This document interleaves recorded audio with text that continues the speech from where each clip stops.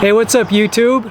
I have some extra battery life left in my camcorder, so let's do a little video, let's have a little talk about what I call pain train diets. All aboard the pain train. It's when you have a person that's severely overweight, not just a little, but an obese person, and they decide that their diet to lose weight is going to be the exact same foods that made them really fat in the first place, but they're just going to eat less of them, but they're going to reduce the amount, usually by about 2/3, okay? So for example, instead of eating a chocolate bar, they break it into 3 pieces and they eat 1 each day. Or instead of eating a bag of Doritos, they just have like a handful of Doritos and supposedly they're only just gonna have a little bit each day. If a person would normally eat like 4 slices of pizza in a meal, they try to eat maybe like 1 slice of pizza, 1 or 2. So is this a good idea? Is this going to, I see this all the time. I see guys I know doing this on here. Is this a good idea? The reason that I call these pain train diets is because it's basically torture. These types of foods make you more hungry. It's just that simple.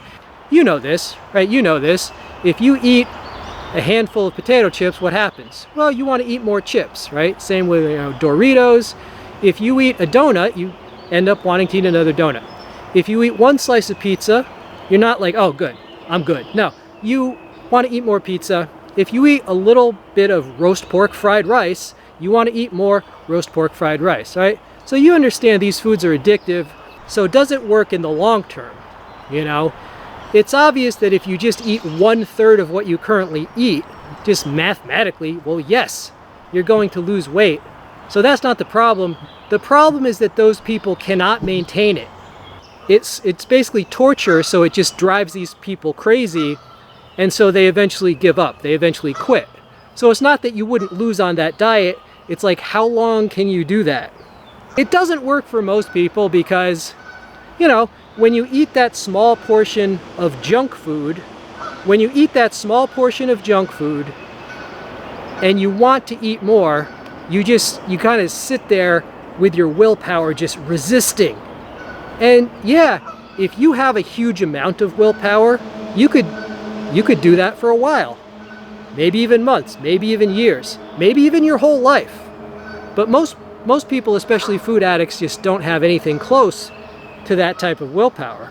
These foods are addictive, so it's very difficult to eat just a little. So if you've ever known anybody that was addicted to drugs, and I've known people that are no longer alive on this earth because of the drug addiction, they can't just do a little. I mean, if you could just do a little, you wouldn't be an addict, right? So when a person says, oh, I'm just going to eat all the same unhealthy foods, but just like moderate portions, it's kind of like if a person was addicted to crack and they swore to you, I swear, I'm only going to smoke 1/3 of this crack rock, right? I'm not going to smoke the rest. I'm just going to taper off. I'm just going to smoke a little bit just to even out so that I don't smoke more. Yeah, I'm just going to smoke a little to prevent me from smoking more, because this is how I'm going to quit crack, right? Now, is that ever going to work? Of course not. If he could just do a little, he wouldn't be a junkie in the first place. He wouldn't be an addict. An addict, by the very definition, cannot moderate themselves. They cannot control themselves when their substance is right under their nose. And so when you have a pathological food addict, they're not going to control themselves. What should you do if you like medically need to lose weight? Like if you were like me, you were like 300 pounds and you're getting old and you're going to fucking die. What should you do? Well, the easiest thing to do is to just shift your diet to foods that are not addictive. Because you know what's better than resisting temptation? To just not be tempted in the first place.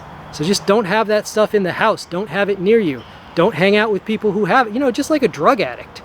If you're trying to quit smoking crack, you can't be around a bunch of crack, right? Just don't have it in the house.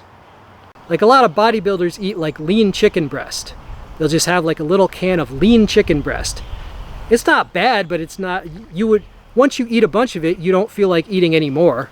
Like no one eats like 10 cans of lean chicken breast because it's just not addictive like frickin' Krispy Kreme donuts or something. So if you're in really bad shape, like medically, You should just eat stuff that people don't get fat on and don't binge on. So do I do the Pain Train diet? No, I don't do the Pain Train diet because even though I probably have the willpower that I could if I wanted to, I don't want to torture myself.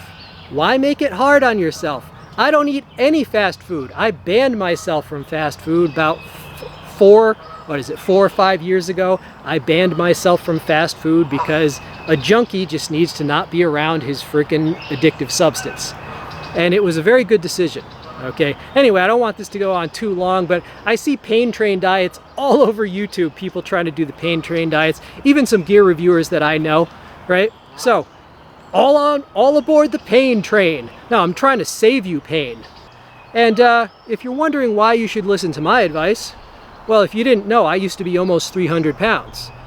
Definitely not 300 pounds now.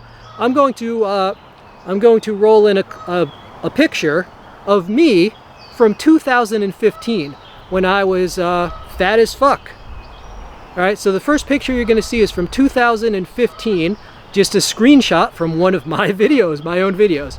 2015, and then I'll show you a picture from this year, 2024, and then I'll put them side by side if you want to know why you should listen to me, right? I'm not here to teach you to be a bodybuilder. I'm just, you know, I'm a 50-year-old guy that used to be 300 pounds. Let me roll in those pictures, and I hope you found it useful.